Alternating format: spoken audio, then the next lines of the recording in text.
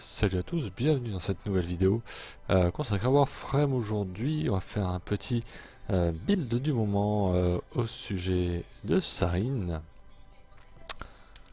Donc tout d'abord, une description un petit peu générale de ses statistiques, de ses polarités, de comment on la drop.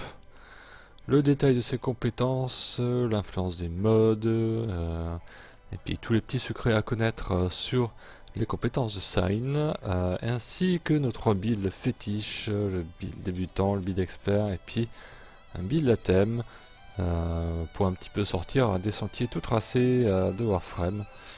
Et on va commencer donc par des petites généralités à son sujet. Sarin est une Warframe qui a énormément de vitalité, de base 150 de vitalité. Vous pourrez l'emmener bien au-delà des 1110 de vitalité. Une énergie de 100 de base qui est relativement moyen, une armure de 155 au-dessus de la moyenne, qui est intéressant à monter. Une capacité de bouclier de 100, une vitesse de 0,95 de déplacement, ce qui est légèrement inférieur. Et une stamina de base, qui est à 100. Deux polarités de base présentes, une polarité entrée qui est utile pour tout ce qui est flux, constitution notamment, une polarité en D qui est tout autant intéressant aussi pour placer soit une vitalité, soit une fibre d'acier. Ce sont deux modes qui sont vachement intéressants à placer sur Sarin. La polarité d'aura, c'est une polarité en D, c'est une polarité utile pour le rajeunissement notamment, ça peut être très sympa. Dès le départ du jeu, vous avez une Warframe qui a beaucoup de points de vie de base, beaucoup d'armure. Ça veut dire que chacun de vos points de vie va pouvoir encaisser pas mal de dégâts. Comment farmer Sarin? Il va falloir aller sur Sedna, c'est une planète qui est assez lointaine pour tous si vous commencez le jeu. Et il suffit de faire le boss Kela de Tame, qui vous permettra de dropper les composants, les schémas, différents schémas, et vous pourrez attraper bien sûr le schéma de l'ensemble sur le marché. Le détail des compétences. Alors la compétence numéro 1 vous permettra de faire apparaître des spores toxiques sur votre cible. Alors c'est un petit peu plus complexe que cela, donc au total il y a 6 spores. Avec 10 de dégâts de type viral par seconde, par les spores. Donc ça dure 15 secondes, sur lequel la cible est contaminée. Et vous pouvez le caster sur une portée de 60 mètres. Si vous explosez les spores, c'est-à-dire si vous tirez dedans, ça va faire 25 de dégâts viral. Plus ça diffuse 4 spores sur les ennemis qui sont situés à 16 mètres. Donc, résumons, si vous pétez des spores, ça les fait diffuser, ça les fait contaminer en fait aux ennemis qui sont importés. Ça peut être sympa sur les packs, c'est une compétence qui est un petit peu sous-estimée, de par le montant des dégâts qui est assez faible. Cependant, chaque instance de dégâts a une chance moyenne de statut viral. Ça par contre c'est un petit peu plus intéressant. D'avoir des procs de viral sur une compétence, sur la première compétence, sachant que pour rappel les procs de viral ça diminue de 50% les points de vie maximal de votre cible, donc c'est super intéressant sur du HL, sur du late game comme on dit, sur par exemple si vous dépassez 40 minutes sur une survie par exemple. Il existe un mode d'augmentation qui permet donc de faire un buff de toxine sur vos alliés qui fait 100% de dégâts supplémentaires de toxine sur une durée de 40 secondes et c'est affecté par la durée et la puissance. Donc au maximum vous aurez plus de 184% de dégâts de base sur les attaques, donc à la fois compétences et vos dégâts d'armes. Et de la durée, c'est intéressant de la durée moyen parce que le buff dure 40 secondes déjà, ce qui est pas mal. La compétence initiale elle est affectée à la fois par la puissance, par la durée et par la portée. La portée je pense notamment au cast. Donc voilà. Le casque n'est pas nécessaire, hein, la portée supplémentaire c'est pas forcément transcendant. Pour les sports aussi, ça peut être sympathique, mais bon, 16 mètres de base pour la diffusion des sports, c'est pas forcément génialissime. On privilégiera plutôt la durée pour avoir des sports qui durent plus longtemps et de la puissance pour avoir un petit peu plus de dégâts, même si c'est pas forcément le cœur de la compétence. Comme ce sont des dégâts qui sont multipliés par le nombre de sports, on peut s'y retrouver un petit peu tout de même. La compétence numéro 2, Mu, c'est une compétence que j'aurais pu appeler de l'auto-nettoyage. Alors tout d'abord, c'est l'heure à l'ennemi. Votre Mu aura beaucoup plus de menaces que vous, donc il suffit de la laisser derrière vous pour avoir les ennemis qui la prennent en focus. Cette Mu possède 400 de bouclier et 500 de PV de base, elle dure 20 secondes et lorsqu'elle explose, elle nous fait 200 de dégâts de type toxine avec 100% de chance de statut de toxine sur un rayon de 10 mètres d'explosion. Il faut savoir aussi que la Mu retire les effets de statut, donc si vous êtes par exemple sous poison, sous feu, sous effet tranchant ou je ne sais quoi, il suffit de lancer la Mu et de vous débarrasser de ce proc indésirable. Donc il faut savoir qu'il ne peut y avoir qu'une seule Mu active et que c'est une capacité instantanée. Vous n'avez pas besoin d'avoir de temps de cast, vous pouvez le caster quand vous voulez, pendant un saut, etc. notamment. La compétence d'augmentation vous permet de régénérer vos points de vie lorsque la Mu est active. Donc c'est de l'ordre de 50 points de vie par seconde sur une durée de 10 secondes. Cependant, si la Mu elle est détruite par les mobs ou par vous, hein, parce que vous pouvez infliger des dégâts sur la Mu et la faire exploser, tout simplement la régénération de points de vie va être totalement interrompue par cet effet là. C'est affecté par la puissance et la durée, il faut faire attention parce qu'au final la durée est identique à celle de la Mu en fait. Vous ne pourrez pas dépasser le temps de la Mu en fait, et ce n'est pas forcément très judicieux parce que forcément au haut level les 400 boucliers et les 500 points de vie de la Mu risquent d'être un petit peu courts tout de même. La compétence initiale est affectée par la puissance, durée et portée. Je ne recommande aucune de ces compétences spécialement parce que la Mu à proprement parler, la première utilité quand même, c'est de leurrer quand même. Le petit effet de leurre de l'ennemi est sympathique et de retirer les effets de statut aussi. Ça peut être sympathique, mais les dégâts et puis la durée ne sont pas des détails très intéressants dans ce cas-là. Contagion. Contagion, c'est une compétence qui permettra de buffer votre arme de mêlée. Donc ça procure donc 75% de dégâts qui sont rajoutés à la base. Ce sont des dégâts de type toxine et ça dure 20 secondes. C'est relativement simple à comprendre comme effet. Cependant, il y a quelques petits détails qu'il faut penser et qui sera utile de penser lorsque vous ferez du moning. Tout simplement parce que c'est appliqué donc sur les dégâts de base de l'arme. Donc c'est nécessaire déjà de prendre une arme qui a quand même une base intéressante de dégâts. C'est un élément qui est appliqué à la fin comme s'il y avait virtuellement un 9ème slot sur l'arme. C'est-à-dire que si vous ne mettez qu'un seul élément, par exemple si vous mettez l'élément de gel sur votre arme, l'effet de ce buff va transformer votre élément en viral tout simplement. La fusion du froid et de la toxine fait du viral. Une fois maximisé, vous ferez plus 171% de dégâts et il faut savoir que Sign est utilisé au contrôle durant les 1 seconde de cast de cette compétence là. Donc vous pouvez le faire exprès hein, si vous savez que vous allez être renversé. Il suffit juste de caster votre compétence numéro 3, Contagion, pour ne pas être renversé.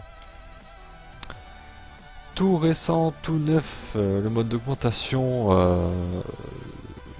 nuage contagieux, si je ne m'abuse en français. vous permettra de faire proc un nuage toxique sur les cadavres que vous aurez tués au corps à corps, ce qui provoque 150 de dégâts toxines par seconde sur un rayon de 2 mètres et ça dure 12 secondes. Le rayon est un petit peu, j'allais dire, faible, mais au final on se rend compte qu'il est quand même assez large. Les 12 secondes de durée sont assez équilibrées, c'est pas mal, ça fait un petit peu court on pourrait penser, mais ça reste pourtant sympathique. Cette compétence, je l'ai testée parce que sur le wiki on entendait un petit peu tout et n'importe quoi, c'est affecté bel et bien par la puissance. Mettez de la puissance, vous ferez, j'ai déjà fait de l'ordre du 300 de dégâts de toxines, plus de 300 parfois, sur certains mobs qui étaient sensibles aux toxines. Puissance, durée, portée, 2 mètres de base, si vous mettez de la portée, au maximum vous pouvez prétendre à un petit peu plus de 3 mètres. Ça ne changera pas du tout la phase de ce mode là. Mettez davantage de la puissance et de la durée, c'est beaucoup mieux. La compétence initiale, d'ailleurs c'est un petit peu coupé, on ne voit pas le petit plus de puissance, malheureusement. La compétence initiale est affectée par la puissance et par la durée. La puissance c'est sympathique, de la durée c'est tout autant. Donc je vous recommande de mettre les deux, hein. Puissance et durée, ce sont deux détails qui sont assez intéressants. La compétence ultime, alors là on a dit que juste avant que la durée était sympa, là on va un petit peu voir l'inverse, je vais vous expliquer pourquoi. C'est une compétence assez simple, la compétence ultime. Elle permet de faire 375 de dégâts par tick, donc un tick par seconde, sur une portée de 15 secondes, une durée de 4 secondes. Donc vous faites un petit peu la somme de tout ça, donc ça fait quelque chose de sympathique dans les 1200 dégâts. Petite chose à savoir que ce n'est pas bloqué par les obstacles, donc c'est vraiment la portée pure. Et le maximum de la compétence est atteint lorsqu'on a un max de puissance et un minimum de durée. Je m'explique. Comme ce sont des dégâts par tick, si vous réduisez la durée, vous aurez tous vos ticks qui seront condensés. Et si un tick n'arrive pas en une seconde, s'il est à moins d'une seconde, il va y avoir un extra tick, qui va y avoir un tick supplémentaire qui va apparaître, donc encore plus de dégâts. Si bien que, si on résume, au moins de durée vous avez, plus les ticks seront concentrés, et au final vous n'en aurez qu'un seul, et ça va faire énormément de dégâts. Donc c'est affecté par la puissance de façon assez positive, c'est sympa de mettre de la puissance, c'est un petit peu encore entrecoupé. De la durée de façon inverse, il faut enlever de la durée. Pour cela vous avez deux modes qui sont intéressants, c'est des JD expertise éphémère qui va vous permettre d'enlever 60% de durée, et le courage passager qui va vous permettre encore d'enlever de la durée. Ce sont que ces deux modes là qui vont vous permettre de nerfer complètement la durée. Donc si vous voulez faire un build qui est basé sur l'ulti, c'est full puissance, full écho. Comme ça vous aurez tout, vous aurez une compétence qui coûte pas grand chose, et avec des dégâts absolument abusifs. Donc c'est une compétence, c'est l'une des compétences sur Warframe qui fait vraiment le plus de dégâts. Je ne dirais pas que c'est celle qui a le plus, mais si on devait faire un top 3 ou un top 5, c'est forcément dedans. Alors, build débutant, on va partir sur un rajeunissement côté aura, parce que c'est toujours sympathique dès le départ. Toujours nos modes de base, vitalité, redirection, fibre d'acier intéressant parce qu'on a déjà de l'armure dessus. Influx, un petit peu de portée, un petit peu de puissance, un petit peu d'économie d'énergie. Et un petit mode pour un petit peu compenser le manque de déplacement, de vitesse de déplacement que l'on a cité un petit peu plus tôt. Le mode rush est un petit peu sympathique pour pouvoir un petit peu avoir une petite aide au déplacement. Côté build expert, bon, on continue de la même chose, hein, rajeunissement, vitalité pour les modes de base.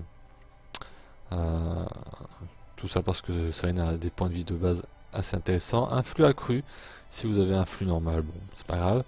Et on continue avec de la puissance, beaucoup de puissance, un maximum de puissance possible. Alors moi j'ai rajouté un format en V pour réussir à faire tenir tout ça parce que c'est un petit peu délicat. Expertise éphémère, super étendue, allonge. Avec ça, vous allez faire des dégâts strictement abusifs. Donc voilà, l'expertise éphémère et le courage passager à fond. Super important pour avoir le moins de durée. Comme on a dit que les dégâts sont maximisés une fois que l'on a enlevé énormément de durée. Et lorsqu'on rajoute beaucoup de puissance. Donc là j'ai une colère aveugle qui n'est pas totalement montée, sinon ça ne rentre pas dans ce build là. Si vous voulez tout faire rentrer, prévoyez un deuxième format en V. Tout ça pour accueillir à la fois courage passager et colère aveugle. Et là vous êtes tranquille. Donc ça c'est le build qui est basé sur les compétences ultimes. Et il suffit d'appuyer sur votre 4 pour faire disparaître tout ce qu'il y a sur une portée assez importante, vu qu'on a à la fois le super étendu et l'allonge. Le super étendu il nerf la puissance, mais c'est pas forcément trop un handicap encore. Le build à thème que j'ai à vous proposer aujourd'hui, j'ai appelé ça guerrière contagieuse, qui est composé d'un rajeunissement, d'une vitalité, d'une fibre d'acier pour résister au corps à corps, d'une constitution. Pourquoi une constitution? Parce qu'il y a des pourcentages de récupération après renversement et de la durée, continuité pour avoir de la durée, un flux normal pour du pool de mana, de la puissance, il nous faudra de la puissance, juste 2 modes de puissance, et la brume de contagion, le Contagion Cloud, qui va vous permettre de faire proc des nuages qui vont faire des dégâts à chaque fois que vous faites des kills au corps à corps. Donc pour récapituler, la puissance est là pour donc la brume de contagion, pour que ça fasse plus de dégâts. La continuité, elle sert notamment à un petit peu compenser le courage passager, parce que le courage passager vous enlève un petit peu de durée, pas totalement d'ailleurs, je crois que c'est de l'ordre de 27, voilà, 27,5% de durée, donc la continuité normale c'est 30%, donc vous équilibrez un petit peu pour que la brume de contagion ne soit pas trop affectée, et pour que votre compétence numéro 3 aussi ne soit pas trop courte là-dessus.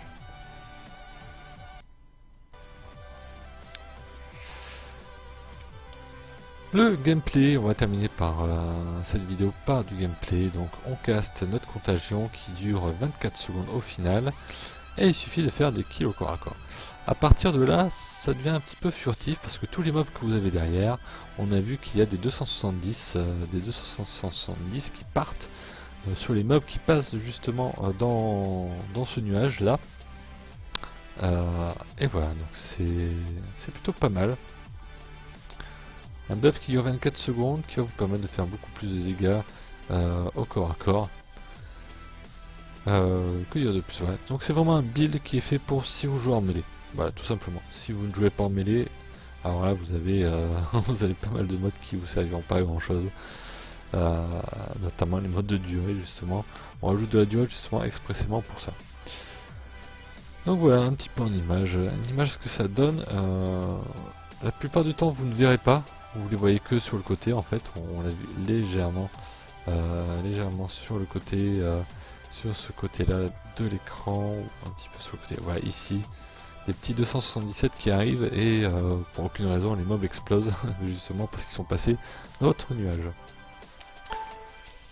Merci à vous d'avoir suivi cette vidéo là, n'hésitez pas à la commenter si vous avez une question particulière sur ça ou une petite précision à apporter si des fois j'ai été un petit peu léger sur un point ou un autre. Et puis voilà, n'hésitez pas à suggérer d'autres sujets, d'autres Warframe pour les prochaines. Il nous en reste beaucoup, il nous en reste notamment Nova, Oberon, entre autres Nyx aussi qui ne sont pas encore sortis.